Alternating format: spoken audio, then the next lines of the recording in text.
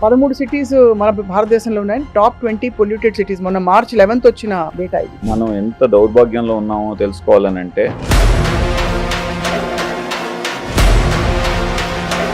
ఉదాహరణకండి, ఇప్పుడు మనకు ఒక వాటర్ కంటామినేటెడ్ గా కనబడింది. ఏం చేస్తాం? పడేసి RO వాటర్ తీసుకుంటాం. గాలిని ఏం చేయగలం? మనం బతకాలంటే ఖచ్చితంగా పీల్చాల్సిందే. అదే ప్రాణాలు తీస్తున్నది.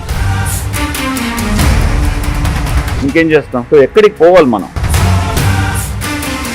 ఎయిర్ పొల్యూషన్ అనేది మన ఎయిర్ వేస్ ని ఏ విధంగా అఫెక్ట్ చేస్తోంది, మనకి అంత చేటు చేయడానికి? What happens when dust goes in? ప్రజలు జాగ్రత్తగా తెలుసుకోవాల్సింది ఏంటంటే, ఒక్కసారి COPD అటాక్ వచ్చిందంటే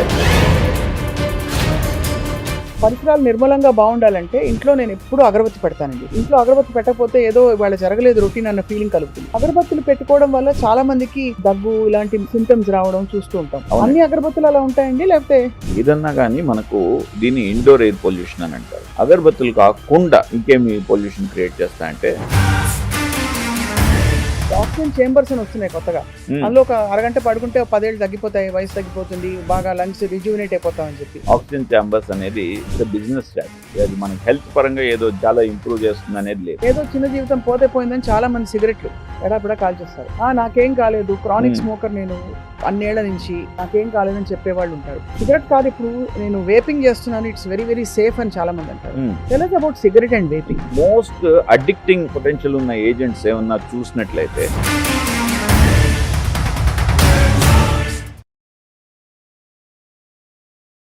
welcome to a healthy journey with Swapna.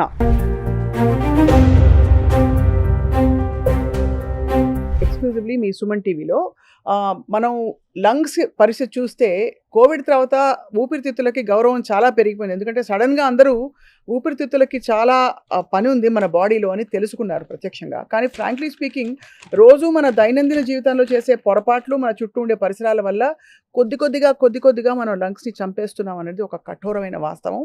Just ఒక ఎగ్జాంపుల్ చెప్పాలంటే, భారతదేశంలో ఉండే అన్ని సిటీస్లో ప్రపంచవ్యాప్తంగా ఉండే మోస్ట్ పొల్యూటెడ్ 20 సిటీస్ జాబితాలో దాదాపు 13-14 మన దేశంలోనే ఉన్నాయట. అంత ఎయిర్ పొల్యూషన్ ఉంది. ఢిల్లీ సంగతి అయితే మాట్లాడాల్సిన అవసరం లేదు. ముంబై, ఢిల్లీ, ఇంకా పెద్ద పెద్ద నగరాల్లో ఏం జరుగుతోంది, మనం మన లంగ్స్ని ఎలా కాపాడుకోవాలి? వీ హ్యావ్ విత్ అస్ ఒక రియలీ అమేజింగ్ ఎక్స్పర్ట్ ఈ విషయంలో. అంటే డాక్టర్ విజయ్ కుమార్ చెన్నంచెట్టి గురించి చెప్పాలంటే, ఆయన కేవలం ఒక సీనియర్ పల్మనాలజిస్ట్గా మాత్రమే కాకుండా ఒక చాలా స్పిరిచువల్ హ్యూమన్ బీయింగ్గా అండ్ ఆల్సో ఊపిరితిత్తుల పాత్రని ఆయన క్షుణ్ణంగా చాలా ఒక డిఫరెంట్ లెవెల్లో స్టడీ చేసి మన పరిసరాల గురించి ఎప్పుడు కన్సర్న్ ఎక్స్ప్రెస్ చేస్తూ ఉంటారు. He's here with us today from Apollo hospitals. Sir, doctor Vijay garu, thank you so much. నమస్కారం. గుడ్ మార్నింగ్ అండి. Very good morning sir. I I right in saying 13 cities మన భారతదేశంలో ఉన్నాయి, టాప్ 20 పొల్యూటెడ్ సిటీస్. మొన్న March 11th వచ్చిన data ఇది. ఆ data చాలా ఎక్సైటింగ్ డేటా అండి. ఎందుకంటే మనం ఎంత దౌర్భాగ్యంలో ఉన్నామో తెలుసుకోవాలనంటే, సో ఆ డేటా ఖచ్చితంగా ప్రతి ఒక్క సిటిజన్కి తెలియాల్సిన అవసరం ఉంది. సో టాప్ 20 సిటీస్ చూసుకున్నట్లయితే, ఒక లాహోరు, ఒక Dhaka from Pakistan and then Bangladesh తప్పితే మిగతా 18 సిటీస్ కూడా మన ఇండియాలో ఉండడం ఎలా చెప్పాలి నాకు అర్థం కావట్లేదు. 18 cities 18 in top 20 belongs to India. So అంతటి దౌర్భాగ్యంలో ఉన్నాం. ఉదాహరణకండి, ఇప్పుడు మనకు ఒక వాటర్ కంటామినేటెడ్ గా కనబడింది. ఏం చేస్తాం? ఓకే, పడేసి RO వాటర్ తీసుకుంటాం. అంతేనా? అవును.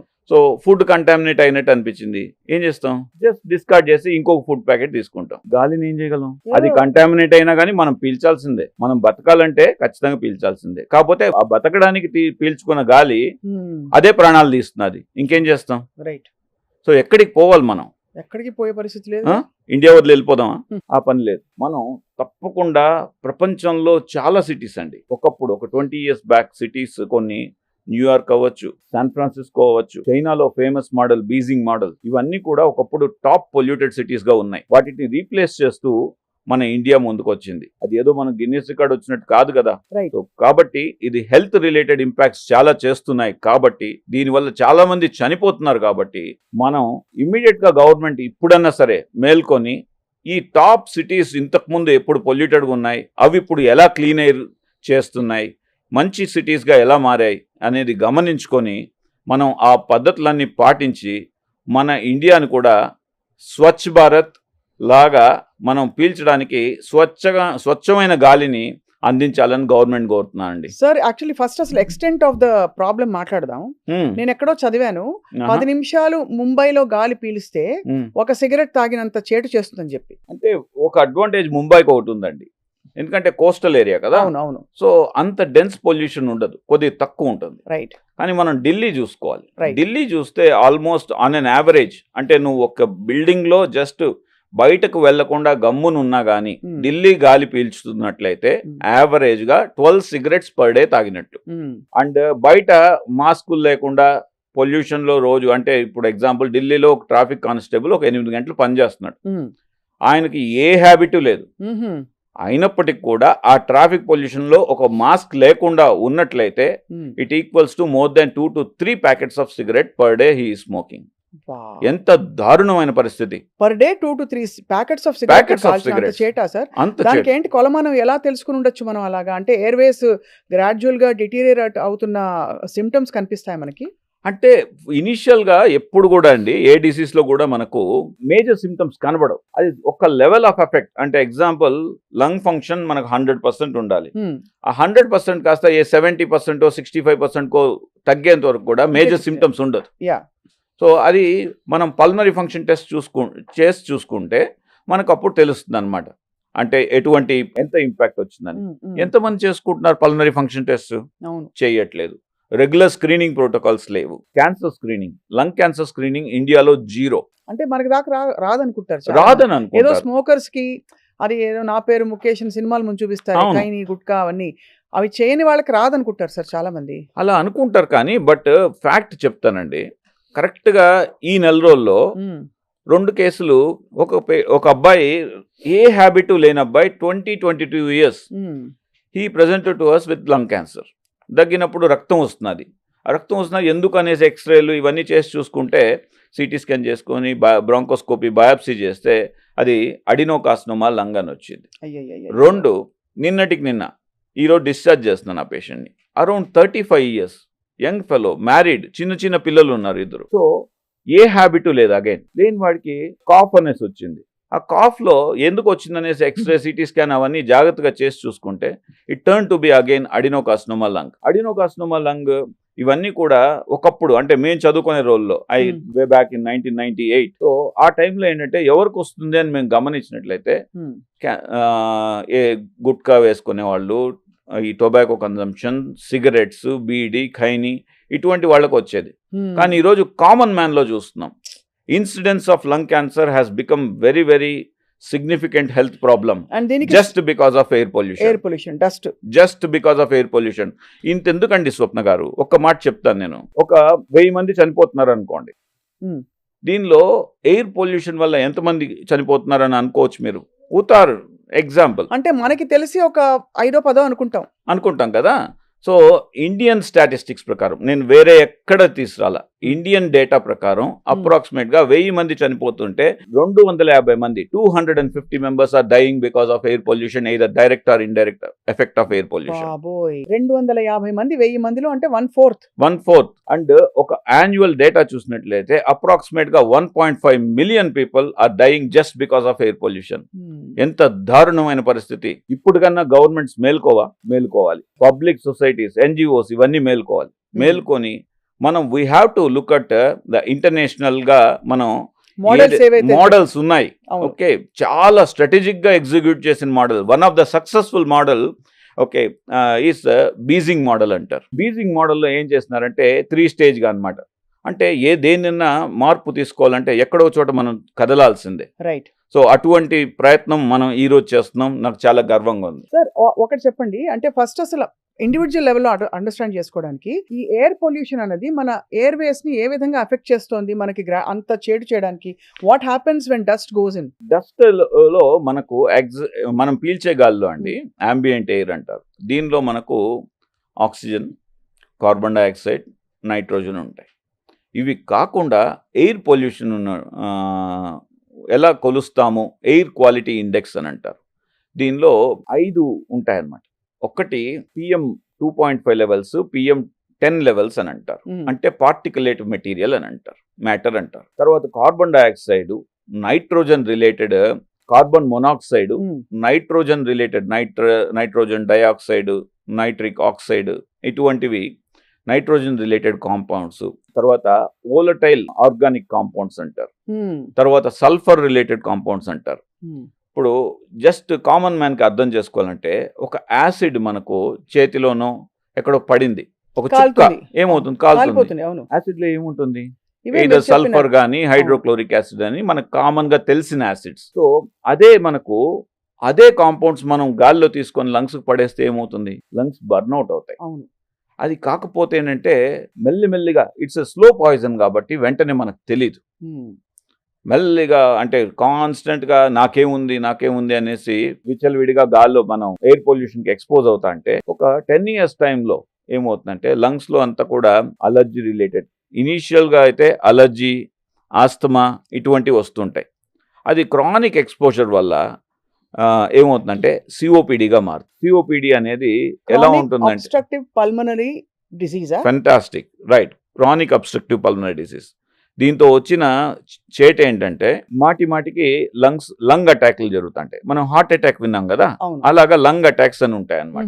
లంగ్ అటాక్ ఏంటంటే ఆ గాలి పీల్చే గొట్టాలు ఏవైతే ఉంటాయో అవి కుంచుకుపోతాయి, బ్రాంకోస్పాజం అంటారు. వీటికి మనం యాంటీబయాటిక్లు, స్టీరాయిడ్లు వాడి మళ్ళీ రివర్స్ చేయాల్సి వస్తుంది.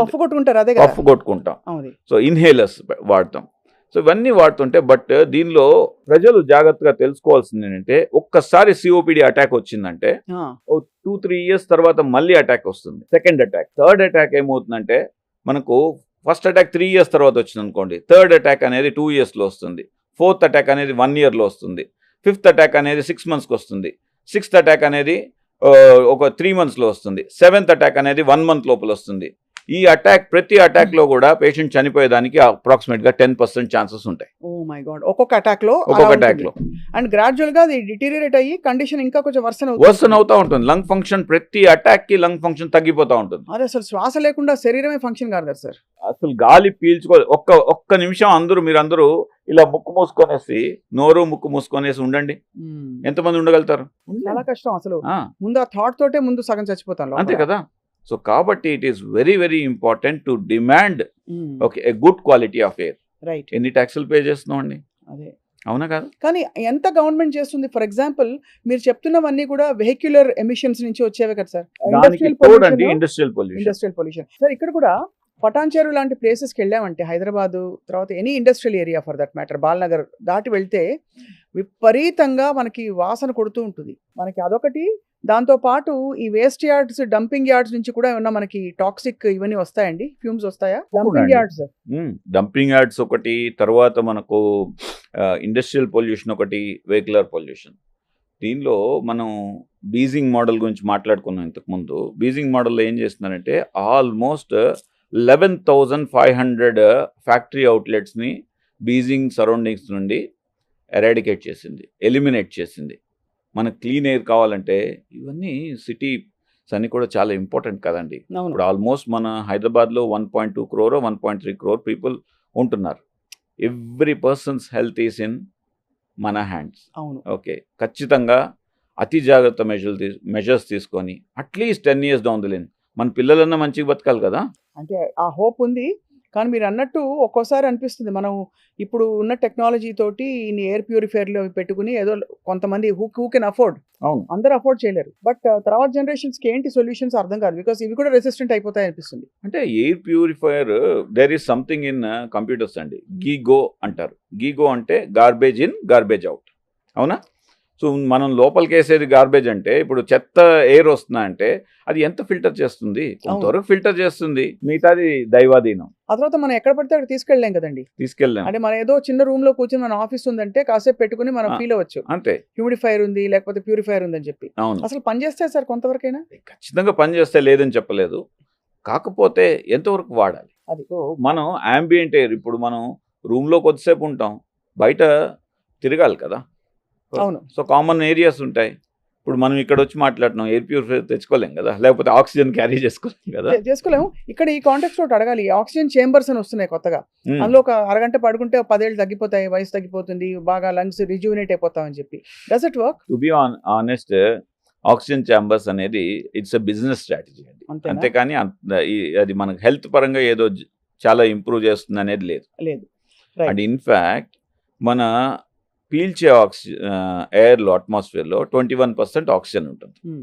ఆ 21% కాస్త ఈవెన్ 50% అయినా కానీ ఓకే మన హెల్త్కి డ్యామేజ్. భగవంతుడు సృష్టిలో ఎంత ఉండాలో అంత ఎవ్రీథింగ్ పెట్టారు. పర్ఫెక్ట్గా పెట్టాడు, మనం చేతులారా కాల్ చేసుకుంటున్నాం. సో మీరు అనేది 21% నుంచి 50%కి మనం ఎక్కువ ఆక్సిజన్ భలే ఉంది అని పీలిస్తే అది కూడా డ్యామేజ్. ఈ విషయం చాలా మందికి తెలియదండి.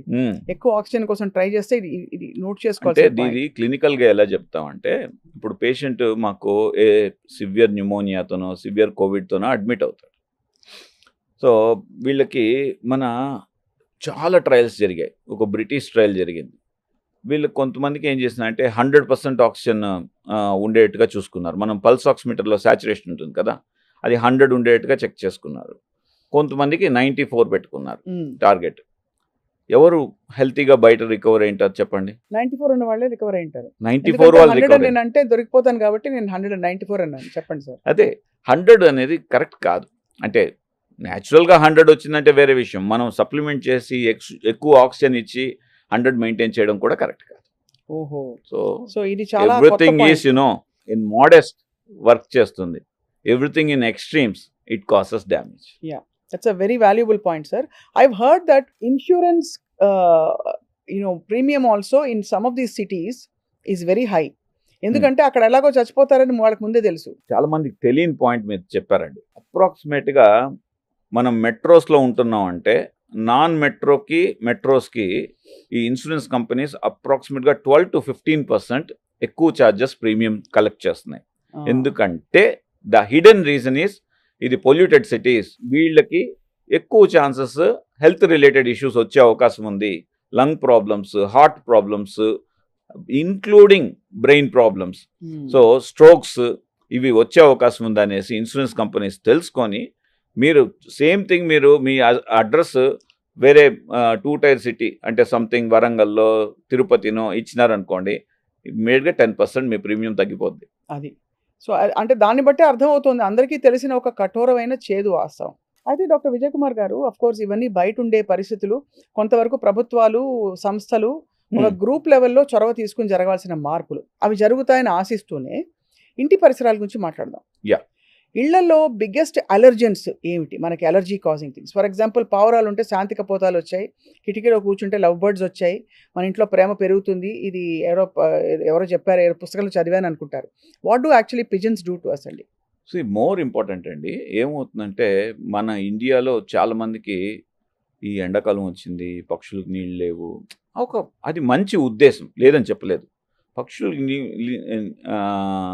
దాహం కోసం నీళ్లు పెట్టాలి లేకపోతే ఏమన్నా వేయాలంటే ఇంటి చుట్టూ వేసుకోవద్దండి. ఇంటి చుట్టూ వేసుకోవడం వల్ల మనకు మేజర్ ప్రాబ్లం ఏంటంటే ఈ పక్షుల నుండి ఆ ఫెదర్స్లో ఫంగస్ ఉంటాయి. అవి ఎక్స్క్రీటా ఏదైతే షిట్ ఎక్స్క్రీట్ చేస్తాయో దానిలో కూడా ఫంగస్ ఉంటుంది. ఆ ఫంగస్ వల్ల ఏమవుతుందంటే ఇంట్లో 10 మంది ఉన్నారనుకోండి, ఎగ్జాంపుల్ చెప్తున్నాను, అందరికీ ఏం కాకపోవచ్చు, ఒకరి లంగ్స్ ఏదో సెన్సిటివ్గా ఉంటాయి, వాళ్ళకి ఏమవుతుందంటే హైపర్ సెన్సిటివ్ న్యూమోనైటిస్ అని డెవలప్ అవుతుంది. ఈ హైపర్ సెన్సిటివ్ న్యూమోనైటిస్ మనకు ఎర్లీ డిటెక్ట్ అంటే అక్యూట్ క్రానిక్ అంటారు. ఎర్లీగా చిన్న దగ్గు ఉంటుంది, అలా దగ్గుతూ ఉంటారు అంతే, అంటే ఒక 10 నిమిషాలకు ఒకసారి దగ్గుతూ ఉంటారు. అవును, అంత తప్పితే ఏముండదు. నాకు అప్పుడప్పుడు గొంతు సవరించుకుంటుంటాను, ఎక్కువ మాట్లాడి అనుకుంటాను అంటాం కదా. అది డేంజరా? అది డేంజర్ అంటే అది ఎందువల్ల వస్తుందో చూసుకోవాలి. ఈ పక్షులు ఉన్న వాళ్ళకి మాత్రం అలా దగ్గు వస్తున్నదంటే వాళ్ళు స్టేజ్ 1 హైపర్ సెన్సిటివ్ న్యూమోనైటిస్లో ఉన్నారు అనేసి అర్థం. దాన్ని కరెక్ట్గా ఎవాల్యుయేట్ చేసుకొని కరెక్ట్గా డయాగ్నోస్ చేసుకున్నట్లయితే పూర్తిగా మనం ట్రీట్ చేసుకోవచ్చు. అందులో కూడా 50% ట్రీట్మెంట్ ఏంటంటే ఆ పీజియన్స్కి దూరం పెట్టడం. వాళ్ళు జన్మలో ఎప్పుడు కూడా పీజియన్స్ దగ్గరికి పోకపోవడం, అది చాలా చాలా ఇంపార్టెంట్. ఒకవేళ డిసీజ్ ముదిరిందంటే అది ప్రోగ్రెసివ్ ఫైబ్రోసిస్లోకి వెళ్ళిపోయి క్రానిక్ హైపర్ సెన్సిటివ్ న్యూమోనైటిస్ అంటారు. దాని అక్కడ నుండి ఏమవుతుందంటే వాళ్ళకి ట్రాన్స్ప్లాంట్ చేయాల్సి రావడము, లేకపోతే వాళ్ళ ప్రాణాలు కోల్పోవడము, ఇలాంటివి కూడా జరుగుతూ ఉంటాయి. సో కాబట్టి మనం పీజియన్స్ని ప్రేమతో చూడడం నేను కాదని చెప్పట్లేదు, కానీ వాటిని ఇంటి చుట్టూ ఉండడం లేకపోతే మనం దాన్ని ఫీడ్ చేయడం ఇంటి పరిసరాల్లో అనేది మంచి పద్ధతి కాదు. ఎక్కడో వేయండి, మీరు ఎక్కడో ఎంప్టీ స్పేస్ ఉంటుంది కదా, గ్రౌండ్లో పెట్టండి. ఏదో చెట్టు బయట ఎక్కడో ఉంటుంది, చెట్టు కింద ఏదైనా పెట్టేస్తారండి. అంతేకాని ఇంట్లో మాత్రం దయచేసి పెట్టుకోవద్దండి. ఇంకొక చాలా కీలకమైనది, పరిసరాలు నిర్మలంగా బాగుండాలంటే ఇంట్లో నేను ఎప్పుడూ అగరబత్తి పెడతానండి. నాకు అది ఇంట్లో అగరబత్తి పెట్టకపోతే ఏదో ఇవాళ జరగలేదు రొటీన్ అన్న ఫీలింగ్ కలుగుతుంది. అలా అగరబత్తులు పెట్టుకోవడం వల్ల చాలా మందికి దగ్గు ఇలాంటి సిమ్టమ్స్ రావడం చూస్తూ ఉంటాం. అన్ని అగరబత్తులు అలా ఉంటాయండి లేకపోతే? ఏదన్నా కానీ మనకు దీన్ని ఇండోర్ ఎయిర్ పొల్యూషన్ అని అంటారు. ఇండోర్ ఎయిర్ పొల్యూషన్ కి one of the important cause ఇండియాలో ఈ అగరబత్తులు కాకుండా ఇంకేమి పొల్యూషన్ క్రియేట్ చేస్తాయంటే మనం మస్కిటో రిపల్లెంట్స్ వాడతాం. So whether in the form of mat కానీ లేకపోతే కాయిల్స్ కానీ వాట్ ఎవర్ ఇట్ ఈస్, ఆ మస్కిటో రిపల్లెంట్స్ ఒకటి. తర్వాత మన కార్పెట్స్లో ఉన్న ధూము, తర్వాత క్రాస్ వెంటిలేషన్ లేకుండా అన్ని కిటికీలు అన్నీ బంద్ చేసి పెట్టుకుంటారు ఈ రోజు. అది పెద్ద ఫ్యాషన్ అనమాట. కంప్లీట్ సెంట్రలైజ్ చేసి ఉండాలి ఇంట్లో కూడా, అది కూడా ఒక కారణం. సో ఇవన్నీ కూడా మనం ఏం చేస్తాయంటే మన ఇంట్లో సర్క్యులేటింగ్ ఎయిర్లో PM 2.5 levels, PM 10 particulate material అనేది పెంచేస్తుంది. ఎప్పుడైతే ఆ టాక్సిక్ కాంపౌండ్స్ మనం ఇన్హేల్ చేస్తామో, ఇంతకుముందు చెప్పాను కదండి, ఒక డ్రాప్ ఆఫ్ యాసిడ్ మనం చేతి మీద వేసుకుంటే కాలుతుంది. అలానే ఈ టాక్సిక్ కాంపౌండ్స్ అనేది లంగ్స్ని బర్న్ చేస్తూ ఉంటుంది అనమాట. ఒక సిగ్నిఫికెంట్గా లంగ్ ఫంక్షన్ డ్రాప్ అయ్యేంత వరకు కూడా ఎవ్వరికి తెలియదు ఈ డ్యామేజ్. సడన్గా వన్డే దగ్గు ఆయాసంతో వస్తారు. ఏంది అని చూస్తే ఇది ఉదాహరణకు one of the important professionals consider చేసుకోవాల్సింది. ఏ ప్రొఫెషనల్స్ అంటే మన పూజారులు ఎంతో భక్తితో, నిష్టతో, ఫాస్టింగ్తో మన కోసం ఎన్నో హోమాలు చేస్తుంటారు.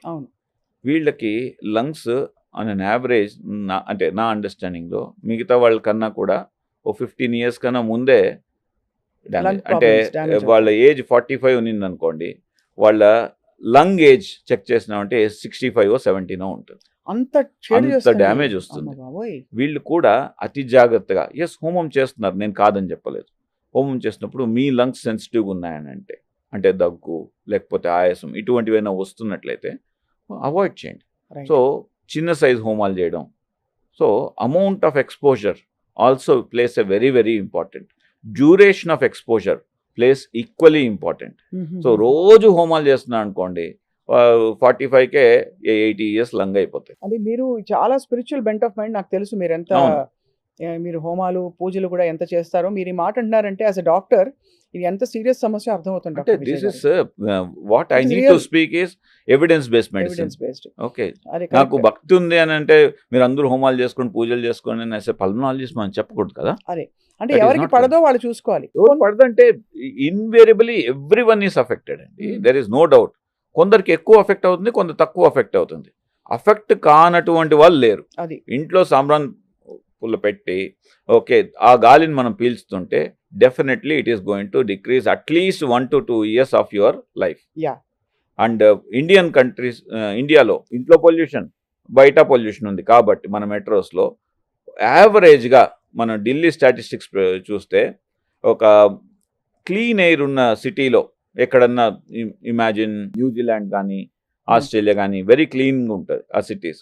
Are very cities like northern యూరోప్లో అంటే మన గోథెన్బర్గ్, స్వీడన్, ఈ నార్వే, ఇటువంటి చోటకి ఇక్కడికి మనం కంపేర్ చేసుకుంటే అక్కడ 100 ఏళ్ళు బతికేవాళ్ళు ఇక్కడ 85కి వెళ్ళిపోతారు. అంటే 15 years ఆఫ్ యాక్టివ్ లైఫ్ పోతుంది.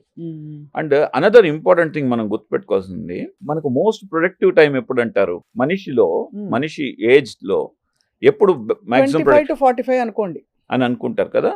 కానీ what research says is the best time or most productive time is after 60. అవునా? 66th decade and 7th decade of life's are the most productive in any person. ఎందుకంటే ఆ టైంకి వచ్చే కొందికి మనం ఎంతో ఈ 55 years కష్టపడి ఒక ప్రొఫెషన్ లేకపోతే ఒక ఎక్స్పర్ట్ గా మారుంటాం. దాని యొక్క యాక్చువల్ బెనిఫిట్స్ అప్పుడే రైపోతుంటాయి. రిటైర్ అయి ఉంటారు కదా ఇంట్లో ఆ టైంలో. అది మన ఇండియన్ వాళ్ళు అనుకుంటారు, కానీ ఒక జీవిత సారం అంతా అప్పుడు అర్థం అవుతుంది అన్ని విధాల కదా. సో కాబట్టి అప్పుడు ప్రొడక్టివ్గా ఉంటారు. కాబట్టి ఇప్పుడంతా మనం హెల్త్ కాపాడుకుంటూ వచ్చినాం అంటే అప్పుడు మాక్సిమం ప్రొడక్టివిటీ మన నుండి వస్తుంది. That way agree sir. అంటే బేసికలీ మీరు అనేది అప్పుడు వచ్చే ఓల్డ్ ఏజ్ తో హెల్త్ సమస్యలు వస్తాయనే కాన్సెప్ట్ తీసేసి అది మంచి టైం కాబట్టి దానికి ఇప్పటి నుంచి జాగ్రత్త పడదామని, అంతే కదా, జాగ్రత్త రావాలి. కానీ ఈ చిన్న చిన్న విషయాలు మీరు చెప్పారే అది మనం గ్రహించాం. ఏదో ఏముందిలే ఒకరోజు ఇది పెడితే ఒకరోజు నేను పీలిస్తే ఏమైపోతుంది ఆ మాత్రం. ఈ ఇమ్యూనిటీ లెవెల్స్ అన్నది ఉమ్. ఈ రియాక్షన్‌ని డైరెక్ట్ చేస్తుందా? లేక అందరికీ అంత రియాక్షన్ అవుతుందా? Who are those people who are more prone to lung disease? For example IgE antibodies అవి ఇవి అంటారు అవును రకరకాలు. అవును అవును ఆ మ్యూకస్ ప్రొడ్యూసింగ్ తత్వం అవును బాడీలో ఎక్కువ ఉండేవాళ్ళు కొంతమంది ఉంటారా సార్ దానిలో? తప్పకుండా ఇది చూసినట్లయితే మనకు మన genetics plays a very very important role అండి. హ్మ్. అయితే గుర్తుపెట్టుకోండి, మీకు నాకు జెనెటిక్ ఎవాల్యుయేషన్ చూస్తే 99% జీన్స్ ఒకటే ఉంటాయి, ఆ 1% చేంజ్ చేసేది. రైట్. అయితే మనలో మీరు డిఫరెంట్ రియాక్ట్ అవుతారు, నేను డిఫరెంట్ రియాక్ట్ అవుతాను. Same allergen, same kind of పొల్యూషన్కి. ఎందుకు అనంటే మీరు అన్నట్టుగా ఈ ఐజీ, ఇది ఇమ్యూనోగ్లోబులిన్ ఈ అంటారు. అవును. అలానే అదర్ ఇమ్యూనోగ్లోబులిన్స్ కొన్ని ఉంటాయి. కొందరికి డెఫిషియన్సీ ఉంటాయి, కొందరికి ఎక్కువ ఉంటాయి, కొందరికి నార్మల్ ఉంటాయి. డెఫిషియన్సీ ఉండడం తప్పే, ఎక్కువ ఉండడం కూడా కరెక్ట్ కాదు. రైట్. సో బట్ ఇన్వేరియబుల్లీ ఎవరికైతే ఈ ఐజీ లెవెల్స్ కానీ లేకపోతే ఈ sensitivity asthma kind of tendencies ఉంటాయో వీళ్ళకి ఒక్కసారి ఈ అలర్జన్స్, పొల్యూషన్ కానీ అలర్జన్స్ కానీ మనకి ఎక్స్పోజర్ అయితే ఆ లంగ్ అనేది సివియర్ ఇన్ఫ్లమేషన్కి గురవుతుంది, రైట్. సివియర్గా రియాక్ట్ అవుతుంది. దాంతో వాళ్ళు ఆస్తమాటిక్స్గా ఉన్న వాళ్ళు కరెక్ట్ మందులు రెగ్యులర్గా వాడకపోతే అది క్రానిక్ పర్సిస్టెంట్ ఆస్తమాగా మారి, సో నవడేస్ ఏమైపోతున్నది, ద కాస్ట్ ఆఫ్ కేర్ కూడా చాలా ఎక్కువ అవుతున్నది. బయోలాజిక్స్ ఎస్ మంచి ట్రీట్మెంట్ అవైలబిలిటీ ఉంది, కానీ ఎంతమంది దాన్ని వాడుకోగలరు? అవును. అంటే ఎగ్జాంపుల్ బయాలజీ, మీరు ఐజీ అన్నారు, యాంటీ ఐజీ థెరపీ అనేసి ఒకటి వచ్చింది, యాంటీ IL-5 థెరపీ అనేసి వచ్చాయి. కానీ డబ్బులు బాగా వదిలిపోతాయి కదా. డబ్బులు చెప్తున్నాను కదా. ఇప్పుడు ఐజీ ఇంజెక్షన్ వేసుకోవాలంటే నెలకి రఫ్లీ అరౌండ్, నిన్న ఒక పేషెంట్కి 375 mg డోస్ వేయాల్సి వచ్చింది. ఆయనకి ఈ 375 mg ఎవ్రీ 2 వారాలు వాడుతూనే ఉండాలి. ఎంతకాలం? అంతేనా? కంటిన్యూస్. బతుకున్నంత సో కాలం. ఈ 375 mg వుడ్ కాస్ట్ రఫ్లీ అరౌండ్ 25,000. అంటే 25,000 పర్ 2 వీక్స్ కంటిన్యూగా వెళ్ళిపోవాలంటే మనకు యావరేజ్గా మనకు మంత్లీ 50,000 అవుతున్నది. అండ్ దెన్ 1 yearకి 6 lakhs అవుతున్నది. 6 lakhs రూపీస్ అలా పక్కన పెట్టాల్సిందే. వాడు 10 లక్షలు సంపాదిస్తున్నా అంటే 6 లక్షలు ఆయన లంగ్ హెల్త్కు పెట్టాల్సిన పరిస్థితి ఏర్పడుతున్నది. 60%. ఆయనకి ఏం ట్రిగర్స్ వచ్చాయి? అని ట్రిగర్స్ అని మళ్ళీ అగైన్ సేమ్ దీన్ని సివియర్ ఆస్మా అంటారండి. Asthma, difficult to treat asthma, severe asthma. ఆస్తమాలో 2 రకాలు అనమాట. డిఫికల్ట్ టు ట్రీట్ ఆస్మా అంటే ఏంటంటే మనం మందులు కరెక్ట్ మందులు పెట్టినప్పుడు కూడా పేషెంట్ సరిగా సిమ్టమాటిక్ బెనిఫిట్ ఉండదు. వీళ్ళని మనం జాగ్రత్తగా చూసినట్లయితే వీళ్ళలో ఎందుకు అవుతున్నది అని అంటే, కొందరు మనం రాసిన ఇన్హేలర్ సరిగా వాడరు. సో అంటే మనం మీరు యూట్యూబ్లో చూసుంటారు, ఒక పేషెంట్ నేను నా సిమ్టమాటిక్గా బాగాలేదండి అనేసి అంటే డాక్టర్ అడుగుతారు అనమాట, ఏంటమ్మా ఎందుకు బాగాలేదు, మీరు ఇన్హేలర్ ఎలా వాడుతున్నారు అని అంటే ఆవిడ ఇన్హేలర్ ఇలా తీసుకొని ఇటు కొట్టుకుంటుంది, అంటే సెంట్ కొట్టు పర్ఫ్యూమ్ వాడినట్టుగా ఆవిడ. సో అలా చాలామంది మనకు ఇన్హేలర్స్ కరెక్ట్గా వాడని వాళ్ళు సొసైటీలో చాలామంది ఉన్నారు. వాళ్ళకి రికమెండేషన్ మనం రోజుకు 2 సార్లు రాస్తే వాళ్ళు వారానికి 2 సార్లు వాడతారు. ఎందుకంటే నాకు దగ్గు వచ్చినప్పుడు వాడతానంటారు. అది కరెక్ట్ పద్ధతి కాదు. దగ్గు వచ్చినప్పుడు వాడడానికి కాదు. ఇన్హేలర్స్ అనేది లేదు ఆస్తమా కానీ సిఓపిడి కానీ మీకు ఉన్నట్లయితే అది ఒక బీపీకి మందులు ఎలా వేసుకుంటారు, ఒక షుగర్కి ఎలా వాడతారు అంటే రెగ్యులర్గా వాడాలి. ఇవన్నీ క్రానిక్ దీర్ఘకాలిక ప్రాబ్లం. మీరు అశ్రద్ధ చేసినట్లయితే మీ యొక్క లంగ్ ఫంక్షన్ ర్యాపిడ్గా డిటోరియేట్ అయిపోతుంది, తొందరగా మీరు చనిపోయే ప్రమాదం ఉంది. చాలా these are really scary but real facts. నిజమమ్మా. మొన్న చెప్తున్నాను కదా, మొన్న ఒక పేషెంట్ తన annual income is 10 lakhs, 6 lakhs ఇప్పుడు ఈ పద్ధతిగా నేను చెప్పిన పద్ధతిగా వాడితే 6 lakhs తన లంగ్ హెల్త్కి పెట్టుకోవాల్సిన పరిస్థితి. దుర్భరమైన పోనీ ఎంతమంది 10 lakhs ఎర్న్ చేసే వాళ్ళు ఉన్నారు? అది ఇంపార్టెంట్ ఛాలెంజ్ కదా. సో ఇప్పుడు అంటే ఇది బయోలాజిక్స్ లో 20 years బ్యాక్ రిలీజ్ అయిన బయోలాజిక్స్ కాస్ట్ చెప్పాను నేను. అంతే. ఇప్పుడు అవైలబిలిటీ ఉన్న బయోలాజిక్స్ ఏదైతే బెన్రాలిజుమాబ్ అంటారు అండ్ దెన్ మెపోలిజుమాబ్ అంటారు, ఈ 2 మనకు ఇండియాలో ఇప్పుడు అవైలబిలిటీ ఉన్నాయి. గత 3 yearsగా మేము వాడుతున్నాం. రఫ్లీ అరౌండ్ 50-60 పేషెంట్స్ యూస్ చేస్తున్నారు. You know cost per injection, just guess it, ₹1,00,000 ఉంటుందేమో. 2.5 lakhs. అమ్మో. ఒక ఇంజెక్షన్ 2.5 lakhs. ఇదేంటి, ఫస్ట్ 3 months నెల ఇవ్వాలి, బట్ దాని తర్వాత నెల వదిలేసి నెల లైఫ్ లాంగ్ ఇస్తూ ఉండాలి. గుడ్ థింగ్ ఏంటంటే ఎవరైతే అఫోర్డ్ చేసుకోగలుగుతారో these are the one of the best injection. అంటే వాడు అది చాలా చిన్న పాపులేషన్ కాబట్టి మనం ఎక్కువ మంది మధ్యతరగతి వ్యక్తులతో గురించి మాట్లాడుతున్నాం, quality of life, quality of air గురించి మాట్లాడుతున్నాం కాబట్టి డాక్టర్ విజయ్ ఒక క్వశ్చన్ ఫ్రాంక్గా, ప్లీజ్. ఆల్రెడీ మనం ఏం చేయకుండా గాలే ఇట్లా అయిపోయింది కదా, ఏదో చిన్న జీవితం పోతే పోయిందని చాలా మంది సిగరెట్లు ఎడాపిడా కాల్చేస్తారు. నాకేం కాలేదు, క్రానిక్ స్మోకర్ నేను అన్నేళ్ల నుంచి, నాకేం కాలేదని చెప్పేవాళ్ళు ఉంటారు. సిగరెట్ కాదు, ఇప్పుడు నేను వేపింగ్ చేస్తున్నాను, ఇట్స్ వెరీ వెరీ సేఫ్ అని చాలా మంది అంటారు. Tell us about cigarette and vaping. Smoking ఎలా ఉంటుందంటే అండి, మన ఫస్ట్ ఆఫ్ ఆల్ చిన్నతనంలో మ్యాక్సిమం టీనేజ్ టైంలో స్టార్ట్ అవుతున్నది చాలా మందికి. ఒక పక్క అబ్బాయిలు, ఇంకో పక్క అమ్మాయిలు. ఎవరికైతే టీనేజ్లో స్టార్ట్ అవుతున్నదో వాళ్ళ అడిక్షన్ రేట్స్ చాలా చాలా ఎక్కువ ఉన్నాయి. మనకు మోస్ట్ అడిక్టింగ్ పొటెన్షియల్ ఉన్న ఏజెంట్స్ ఏమన్నా చూసినట్లయితే జనరల్గా మీరు అనొచ్చు, విజయ్ గారు హీరోయిన్ అయి ఉండొచ్చు, కొకైన్ అయి ఉండొచ్చు, కెనాబిస్ అని అంటాం, ఇలాంటివైనా అయి ఉండొచ్చు అని అంటారు కదా, కానీ కాదు. Nicotine most addicting agent is sugar. షుగరా? నేను ఇంకా నికోటిన్ అనుకున్నా.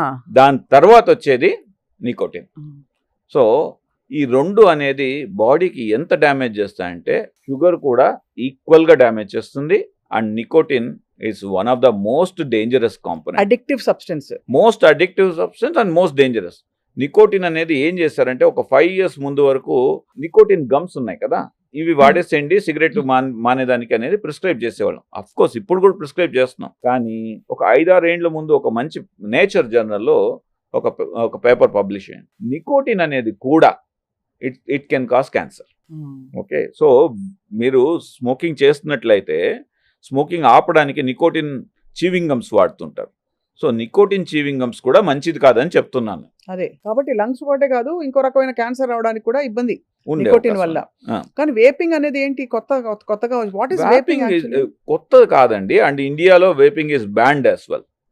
కానీ చాలా మంది, ఐ డోంట్ హ్యావ్ డేటా ఎంతమంది అనేది, బట్ అది చాలా మంది ఈ teenage or young professionals around 20-30 yearsలో వేపింగ్కి చాలా అడిక్ట్ అయిపోతున్నారు.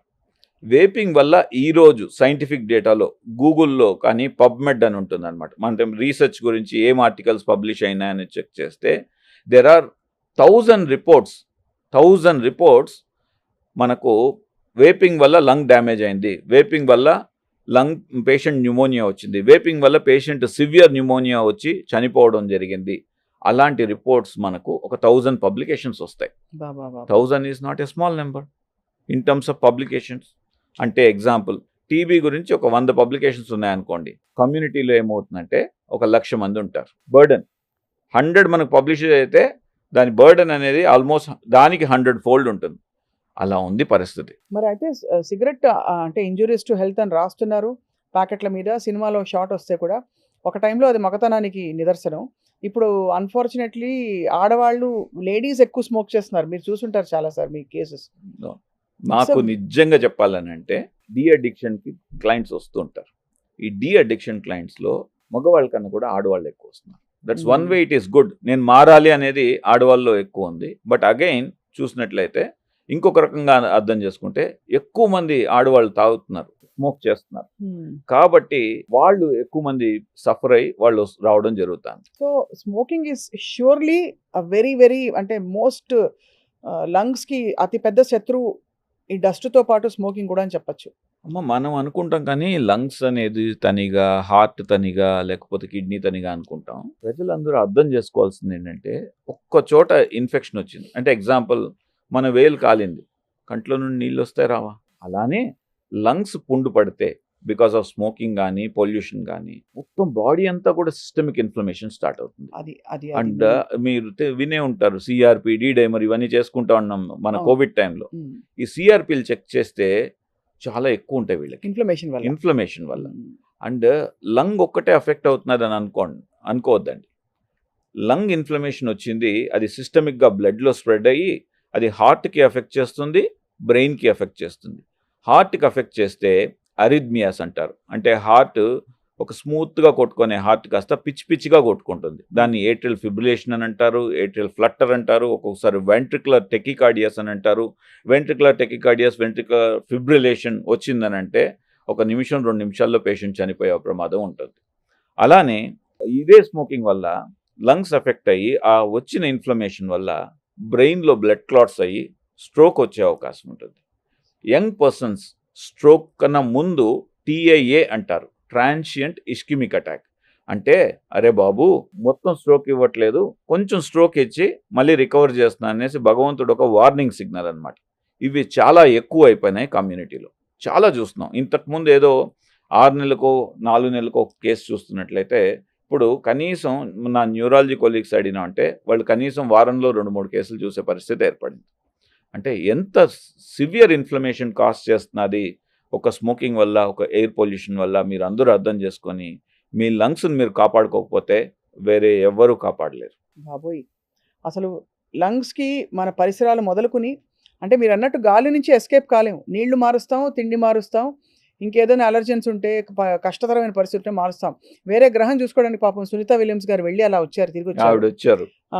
ఇప్పుడు మనకి వేరే గత్యంతరం ఉండేలా కనిపించట్లేదు. క్లీన్ ఎయిర్ కోసం ఏం చేస్తాం, ఎక్కడ పరిగెడతాం తెలియదు. బట్ డాక్టర్ విజయ్ కుమార్ గారు, మన ఇండివిజువల్ లెవెల్లో finally I want to ask you, what are 2 or 3 things we can do to keep our lungs healthy and clean? First important and most important అండి, ఓకే, మన లంగ్ హెల్త్ మంచిగా ఉండాలి, మన health overall health మంచిగా ఉండాలంటే most important thing is మనందరికీ తెలిసింది but మనందరం చెయ్యంది ఈజ్ ప్రాణాయామం. లంగ్స్ని మనం కాపాడుకోవాలంటే డైలీ మీరు 24 అవర్స్లో ఒక 10 మినిట్స్ మీకోసం పెట్టుకోలేరా? ఒక్క 10 మినిట్స్ మీరు వెచ్చించి ప్రాణాయామ, అనులోమ్ విలోమ్, కపాలభాతి, భస్రిక, కానీ పొల్యూటెడ్ ఎయిర్లో ఓన్లీ మనం ప్రాణాయామం చేస్తే ఏం లాభం లేదు సార్? అట్లీస్ట్ స్ట్రెంత్ పెరుగుతుంది కదా, అంటే లంగ్ కెపాసిటీ పెరుగుతుంది. లంగ్ కెపాసిటీ పెరుగుతుంది, Right, right. ఒకటి. 2, మనకు లంగ్స్ కి మెయిన్ మజిల్ వచ్చి డయాఫ్రమ్ ఉంటుందండి. ఈ డయాఫ్రమ్ అనేది స్ట్రెంగ్తన్ అవుతుంది.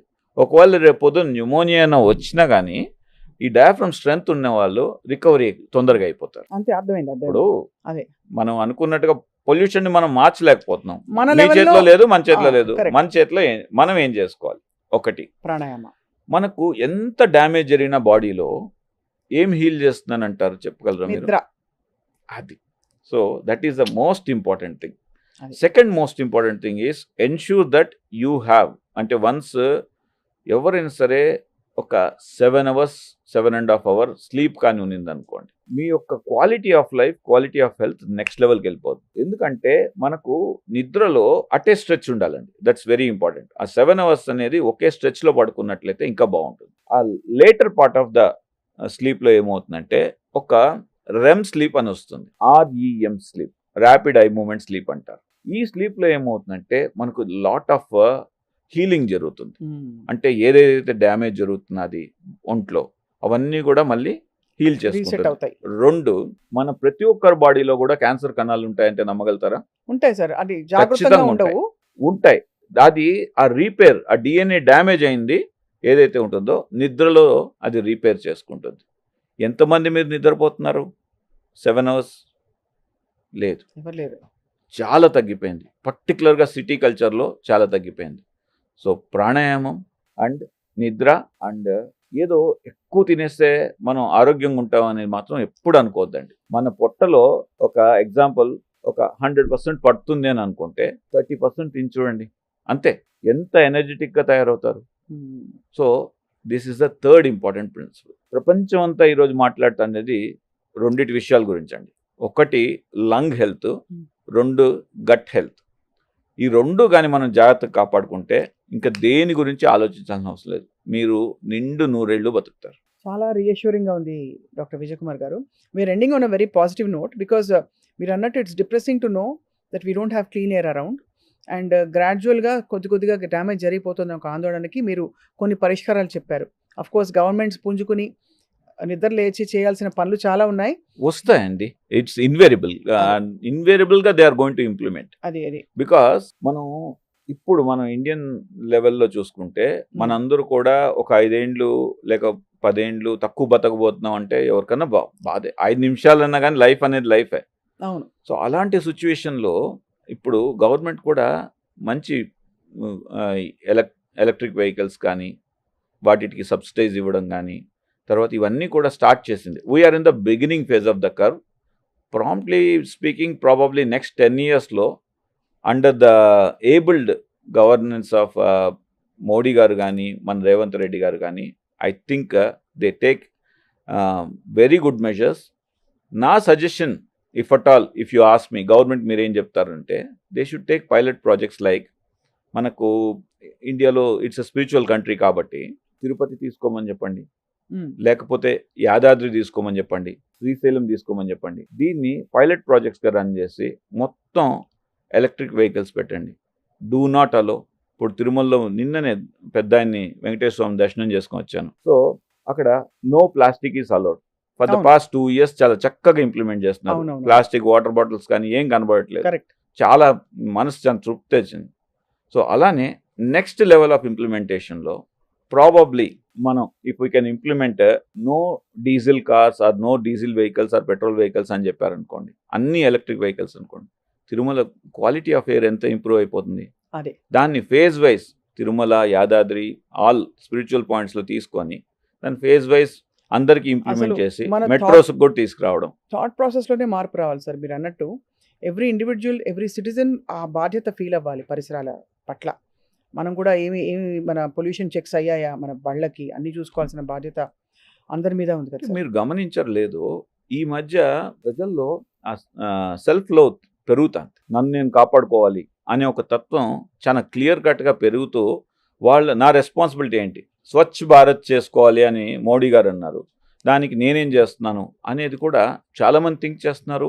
అఫ్ కోర్స్ టాస్క్ చాలా ఉన్నాయి, అట్లీస్ట్ అది బిగిన్ అయింది అనేసి నేను చాలా హ్యాపీగా ఉన్నానండి. బట్ చాలా యూస్ఫుల్ ఇన్ఫర్మేషన్ ఇచ్చారు డాక్టర్ విజయ్ కుమార్ గారు. అఫ్ కోర్స్ పల్మనాలజీలో మనకి మాట్లాడాల్సినవి చాలా ఉన్నాయి. బట్ అన్నీ ఒకసారి కాకుండా ఇవాళ we spoke about pollution and smoking and మన పరిసరాలని ఎలా మనం శుభ్రంగా ఉంచుకుని మన ఊపిరితిత్తుల్ని కాపాడుకోవడానికి. ఈసారి స్లీప్ యాప్నియా గురించి మాట్లాడాలి సార్ మీతోటి. బికాజ్ అది చాలా పెద్ద సమస్య. మీరు నిద్ర గురించి చెప్పారు. ఈసారి నిద్ర లేకపోవడం అనేక కారణాల వల్ల ఆ డయాగ్నోసిస్ సరిగ్గా జరగకపోవడం, ఇన్సామ్నియాని మనం నార్మలైజ్ చేసేయడం, ఏముందిలే ఏజ్ రిలేటెడ్ అని, లేకపోతే స్ట్రెస్ ఉంది పోతే పోయిందని, వీటన్నిటి నుంచి మనం ఎలా కాపాడుకోవాలో ఈసారి మాట్లాడదాం నెక్స్ట్ టైం. తప్పకుండా. Thank you any time for you. Thank you very much sir. Healthy journey నిజంగా హెల్దీగా కొనసాగింది. Thank you very much. Thank you. నమస్తే.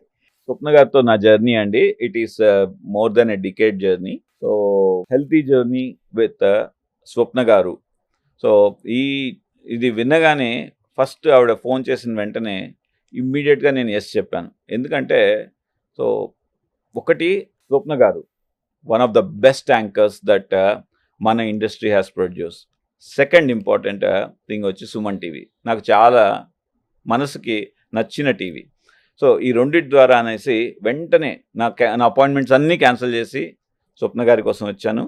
And then I wish all the very best for this show. And I'm sure Suman TV ప్రేక్షకులకి అందరికి కూడా ఈ యొక్క show ద్వారా the best of the health అనేది మీకు రీచ్ అవుతుంది. Stay tune to it. Thank you.